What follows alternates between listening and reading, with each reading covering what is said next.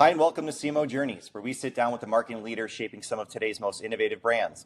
I'm Christian Badak, and I explore the stories behind CMOs, how they lead, how they grow, and how they think about partnering with agencies.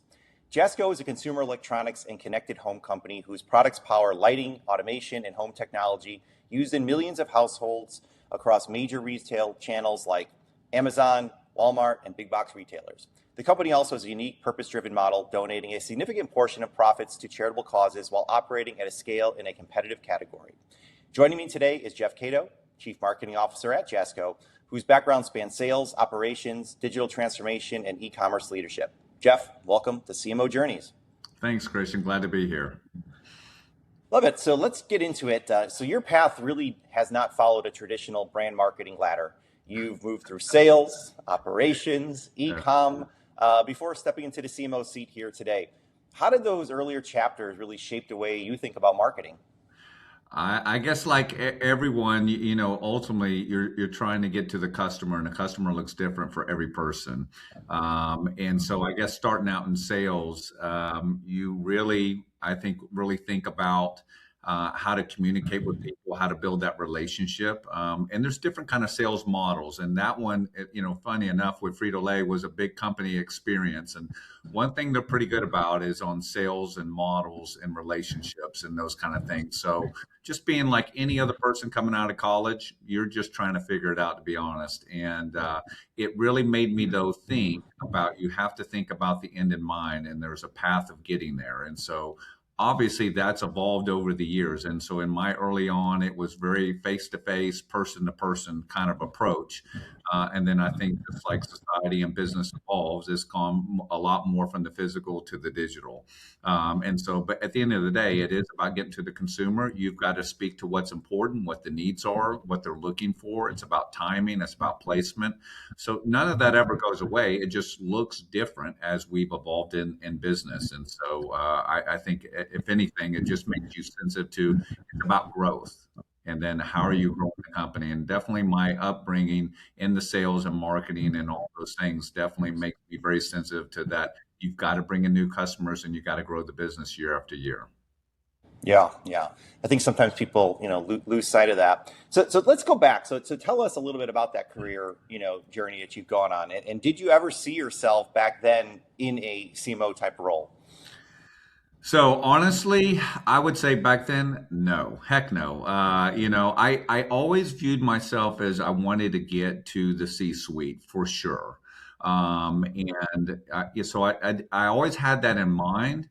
But my journey, and I'm sure like everyone else's, but it's a little wonky. It sort of zigzags a little bit, and it's not your normal. But I sort of like that too, because some people it's linear, some people it's not, and we all learn from our experiences. And so starting out from the sales to then you have a blend of sales and marketing operations to now when I get to Jasco, you get into more of the e-commerce and yes, the marketing and the digital. And I think with every experience, first and foremost, it starts with people, no matter what position. And I definitely have learned that along the way. If anything, sales, teaches you about how to deal with people and how important people and relationships are. And I think that transcends at any leadership level or any particular role. So while I may have not had the CMO title in view early on, I think if you said after I started here at Jasco, then absolutely I would have started seeing that, because I think, as you evolve in your career, things become more in focus. You become more self-aware of sort of, where your path's leading, what you love, what the opportunities provide for you in life. And then you start seeing, I think you start evolving sort of where your vision is for you. And so I don't think that really started to crystallize for me personally as a quote CMO until I really got to Jasco and really got exposed to certain things. I love working here. And then when I looked at certain roles and stuff, I feel like, I could always be on the sales or marketing kind of side of things. But I think as I've evolved even more completely, starting here in the e-commerce and digital marketing, I more and more started to see myself in that CMO role. And because I think e-commerce and digital marketing or marketing is just doing this anyway, I think of it as digital sales and just interacting in that experience with the consumer. So yeah, here I am. Yeah, here you are is right. So There's a moment I would say in most careers where the role suddenly feels bigger than the experience. And I'm curious, looking back, was there a point where you felt genuinely out of your depth and you really had to grow into that job? Yeah, it's I would definitely there was one spot back when I worked for a telecom company back in the days, and I'd started off on the sales side and worked my way up to heading up their sales division. And then I transcended into a COO role, and I was definitely felt like a fish out of water. I was a pretty young person still at that time, and dealing with the operation side and dealing with the wholesale carriers and getting into a lot of those kind of business models, the finances and the way things worked from the operations and IT and stuff. Absolutely. It was definitely a lot more than I would have anticipated. But, at the end of the day, and I think we all learn this with age and time, is that you've got to surround yourself with good people. And I think the more secure you are as a leader, you want to bring in bright people around you that are only going to help you be better, and push you to be that better version of yourself. But you've got to look. I would say back then I didn't have that maturity in certain ways, because you feel like it's all about you. And I think with maturity as a leader, yeah, I think you realize it's really about your people, and you want people pushing you and being better. And no matter what job it is, I think if you don't have that, you're not going to succeed no matter where you go or whatever title you want to put on it. But definitely the time as CEO there for a period was definitely more than I anticipated. Yeah, yeah. What would failure have looked like in that moment? Well, one, you don't want to let down your boss. I think one, because he put a lot of, trust in me in that particular role. But two, we had to negotiate some big contracts with the wholesale carriers and stuff. And, we were definitely like any business, in the midst of, I understood the growth side, but the operational side, not negotiating the right carrier agreements, because that was such a big part of our cost model. You think back in the long distance days and stuff, which is what we did. It definitely had a huge impact on the business. So not negotiating that, and by the way, a quarter of a penny, half penny, penny, it went a long ways in the telecom area when you were negotiating those rates. And so failure would look like, if you don't do that, we're not going to meet our margins and we're not going to grow profitably. And so it definitely put a different, perspective on the role. Sure, sure. Was there any role in particular that you kind of look back on and really, that was the chapter that really taught you about how companies actually grow? Yeah, I would tell you, one of my roles when I went to on my path, a telephone company I went to work for here locally, they were spinning up a new division. They were looking at some declining revenues in the telecom sector, and they were going to spin up a cloud backup service and basically try to leverage a little bit of their data centers, their infrastructure. And when I came on board with them, they were looking to spin up this new division and really grow the business. So it was basically a startup for them, and I had not been necessarily part of that from the ground up. And it really taught me a lot. In Oklahoma, we're very much an SMB kind of state. I mean, yeah, we have some larger corporations, but not like your major metropolitans. And so I think when you've lived in that space, you realize that with a role like that in that startup kind of deal, or any SMB, you've got to be comfortable wearing a lot of hats. But starting that from the ground up, and that, we had to build the sales model, the marketing, the customers, the operations. It really forced you to see everything across the full spectrum. And it was really cool. It's very challenging kind of deal. And I think we did some great things, but you realize a lot of times that, you have aspirations, but it takes time to build things too. It's never as fast as you want. But I think it got me really exposed into, because I had to really dig in on the marketing side on that perspective, even more so, even though I had to carry a hat a little bit with our maybe 3 salespeople, to really do my part on the sales, but I also had to take care of the marketing and stuff.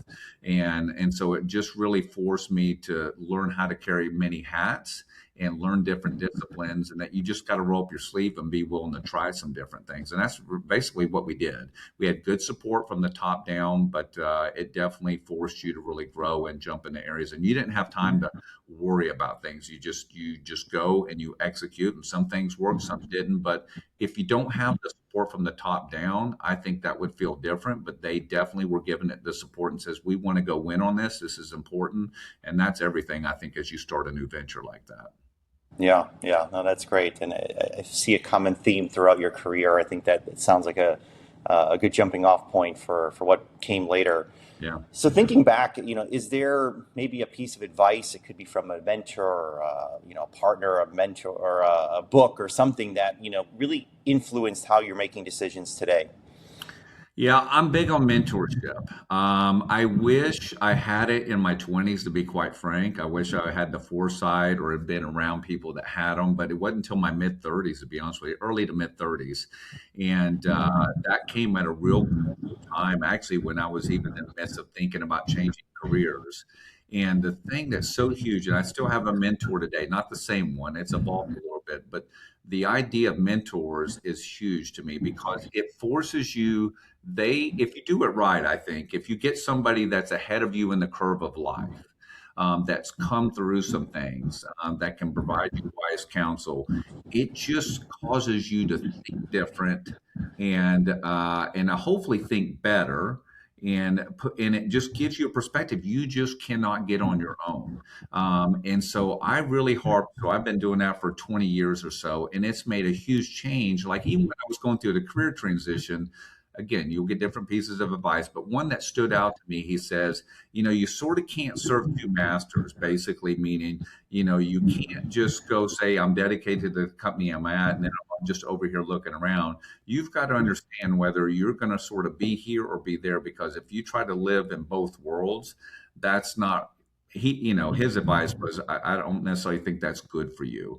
And it really always forced me to really evaluate the seasons I'm in. And you can't just sort of go in half baked at times. And everyone gets frustrated and everything. But, there's a difference of being frustrated, maybe have some tough seasons, but you're still all in versus, hey, is this really the time for me to part ways and go do something else? Because I do believe in those seasons. But I think I was living in this world in two different things, and you can't do either well. And that taught me early on. It says, if you're going to be in, be all in, and don't be that type of person. So mentorships for young people, especially, I harp on it all the time. By the way, even as you get older, I mean, I want to be in my 70s and have a mentor because I just think there's so much to that if you want to be the best version possible of yourself. So, yeah. Yeah, no, I love that. So you're all in now. You've Yeah. stepped into this CMO role. Yeah. You're leading ecom and digital marketing. So when you were approached and you took this seat here, what do you feel has to be true in your first year of this transition to be successful? Yeah, I think, well, one, I think it's about making sure, the thing is about companies, and you have strategies and you have things that you're really focused on. Sometimes, depending on every company and their evolution, I think one thing, sometimes we can focus on certain strategies or product launches, which are super important, and that's awesome.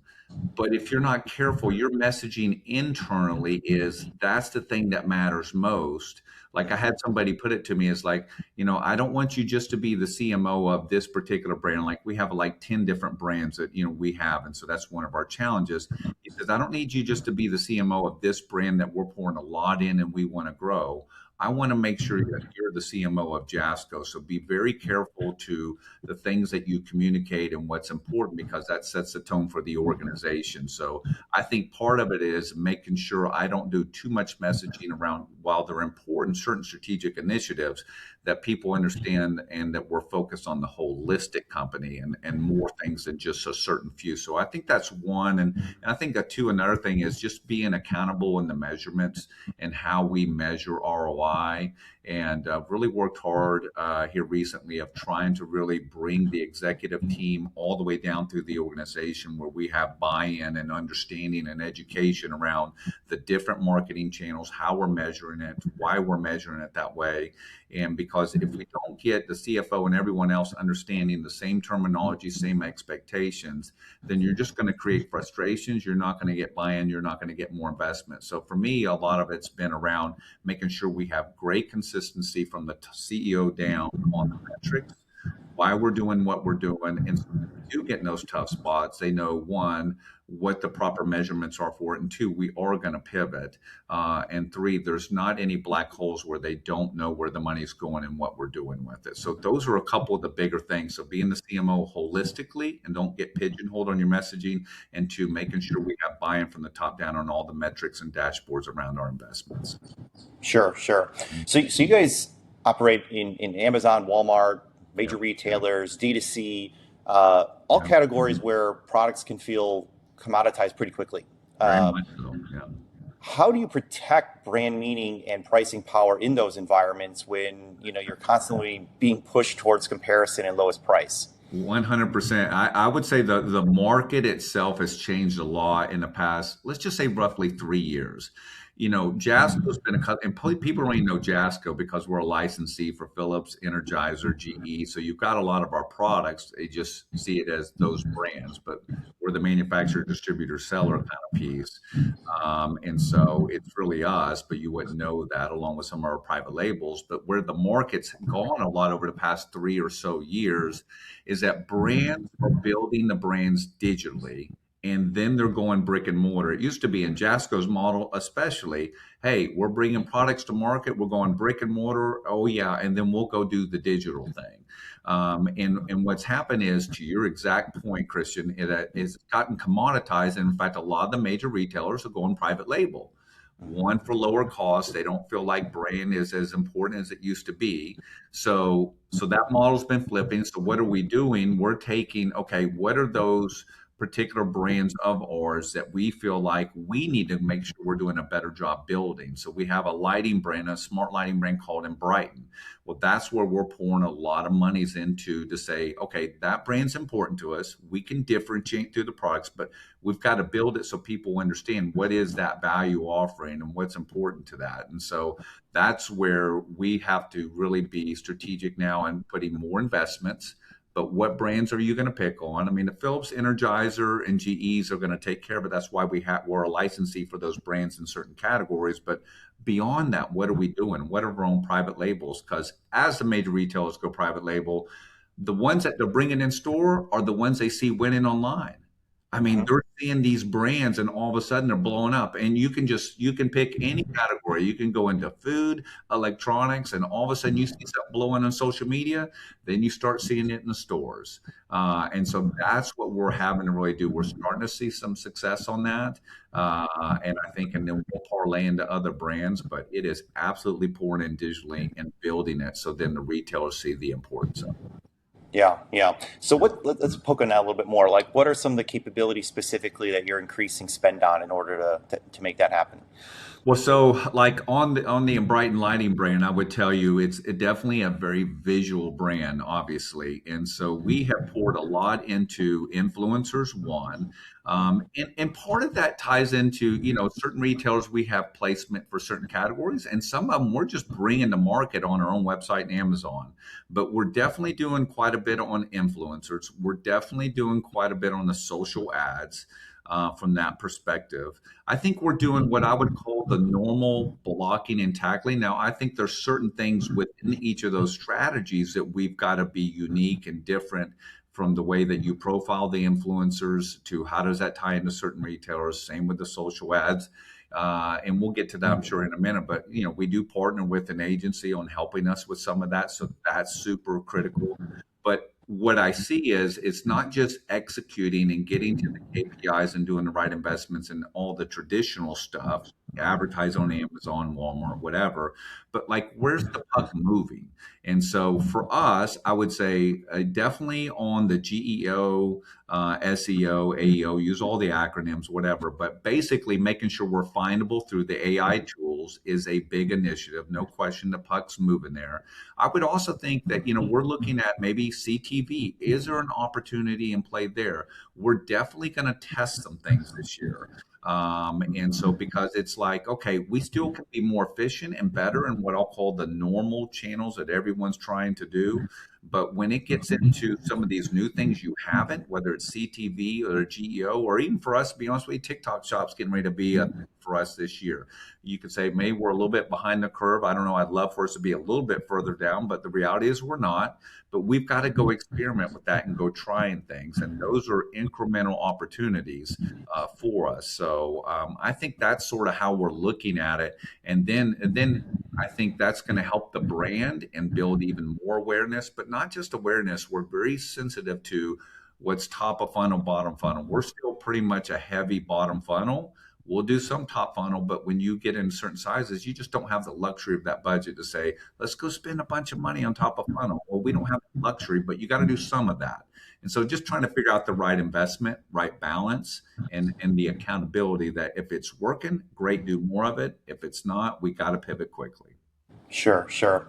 So you mentioned a few things there, and I think we agree marketing has become more complex than ever before, between what things you even just mentioned, CTV and AEO and GEO and all these different acronyms and AI in general. Where do you think internal teams, in-house marketing teams struggle and maybe, struggle to keep up, and where outside partners can become, truly valuable? Yeah, at least I would let me give you an example for us. So, like on the paid media, social media advertising for Meta and stuff, it's just not a discipline we have. And I think you've got to realize internally, and we tend to be a group that does a lot of stuff internal, but at the same time is recognize your strengths. So for us, it's definitely around the paid social media ads. We've been using the partners there for a while. And then PR, to be honest with you. Now, we are doing PR around our particular and Brighton brand, and we partner with an agency. That's just something that I just don't think belongs in our wheelhouse. It's not where we want to spend our energy. And so those would be two examples right there alone that for today, we're saying, look, we're not looking to bring it in internally right now. Let's go find a great partner that's way down the road. I mean, think about TikTok Shop and all that and all the changes with Meta and stuff. And there's just so many. I'm like, we've got enough fires internally and battles to keep up with, just the content production and everything else over here. Let's just have some help and lifting over here, because the challenges in this environment, I think, are people trying to keep head count down too, by the way. So you've got those pressures. And I think that's where you can partner with agencies and stuff. Says, listen, I can't bring in any more headcount, but I could maybe partner with somebody that gives me that variable cost component. They bring the expertise and they can help us scale up very quickly. So that's how at least we look at it. And I think you just got to determine, where do you want your strengths to be, and where are you going to be honest with yourself and say, that's not us. Let's use somebody to help us get there. So. Sure. When you're evaluating and looking at agencies, how important is specialization versus, say, full service capabilities? Mm. Good question. It depends on the area. So I would say it looks in two worlds. So like the company that we're doing on the PR, like that's pretty much all they do. So in that particular case, we found that to be very more beneficial for us. I mean, in fact, not just the PR, but they were in the smart home, like that was one of their specialties, and tied in with our Brighton brand and where we were going on all things smart. I felt like that had more value. Now, you get into on the paid media side and stuff, I think it was more about, in that case, we were finding agencies that had multiple disciplines, but paid media is typically part of an agency. And that doesn't mean it can be a specialty for them either, by the way. But I just think around paid media, I think that can be one of several disciplines within an agency.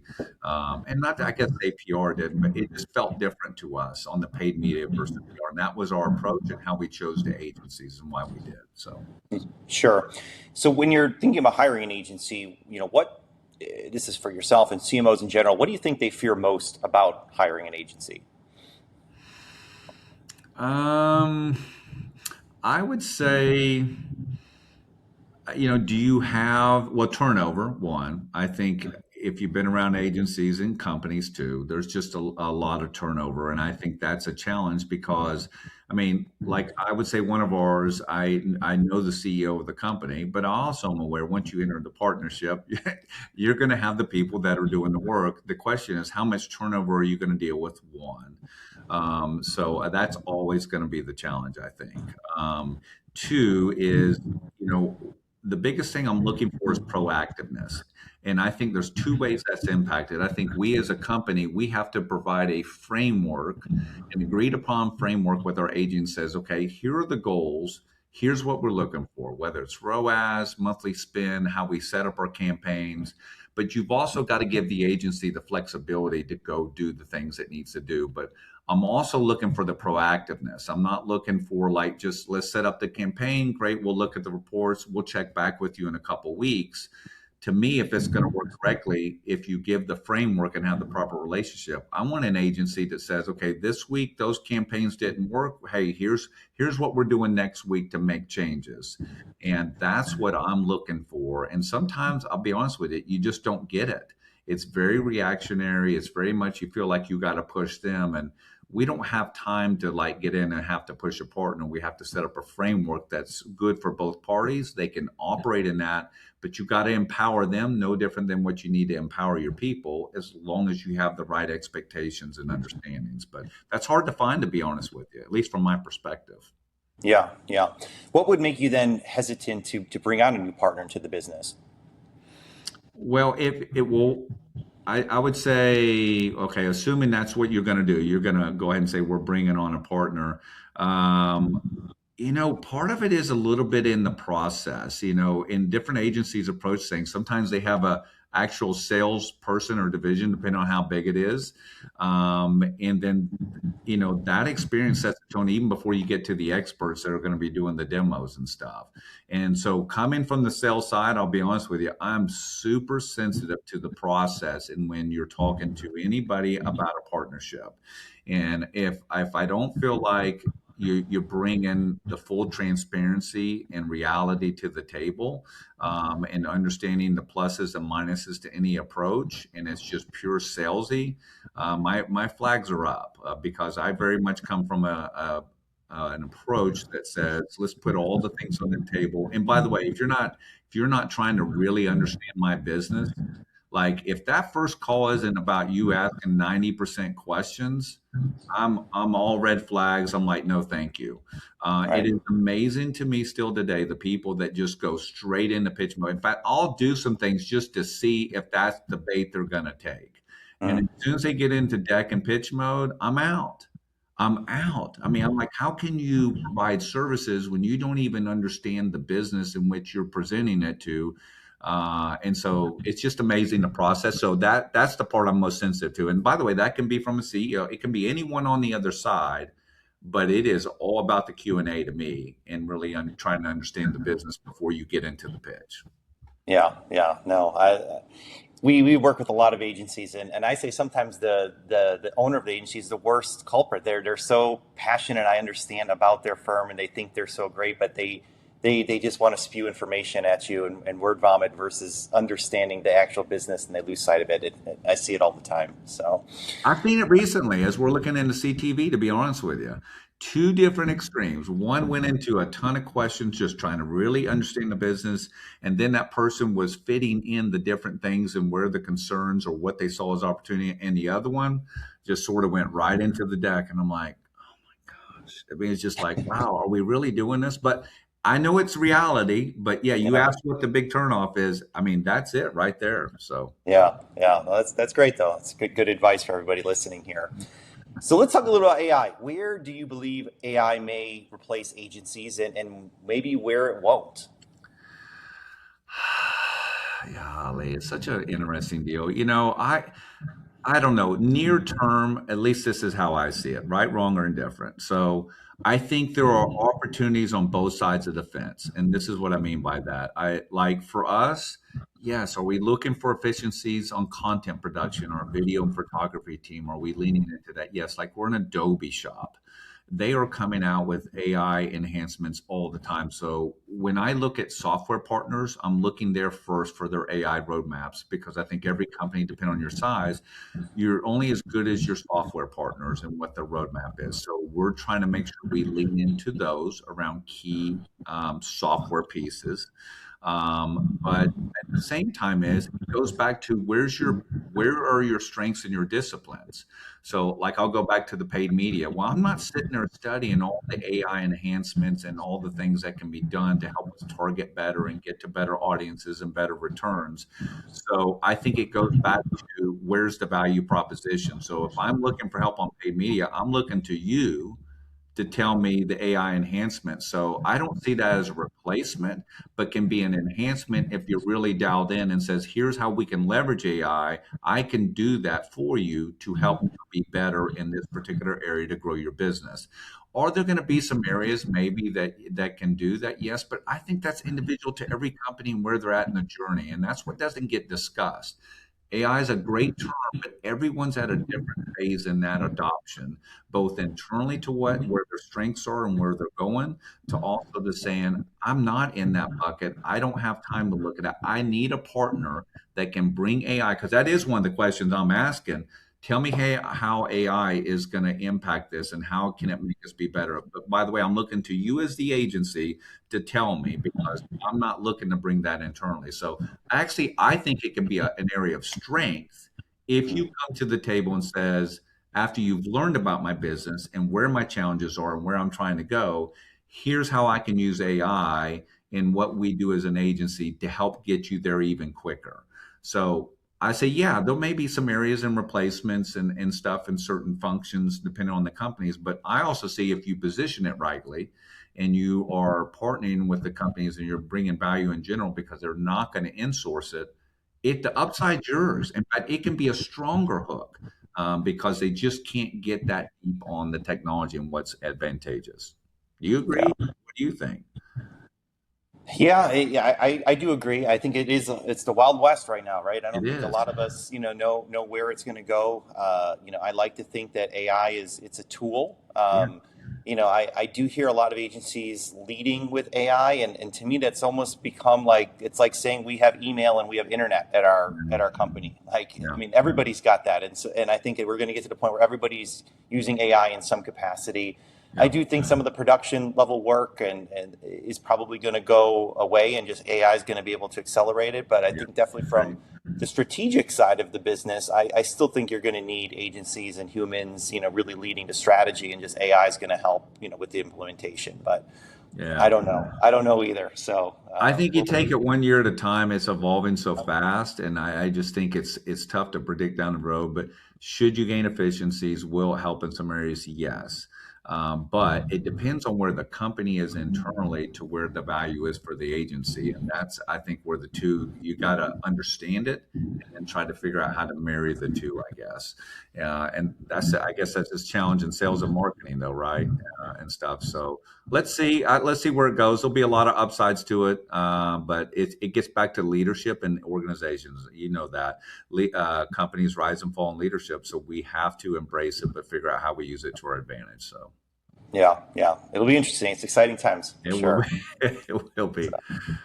So we've talked a lot about work here, and I want to kind of wrap things up here a bit and talk a little about outside of work. Yep. What helps you reset or think more clearly? Is there something you're doing regularly that maybe people might be surprised by? I don't know if they'll be surprised, but I'm definitely an early morning person. I feel like I'm a pretty disciplined person, but I definitely two things happen before work in the mornings, probably 4 or 5 days a week.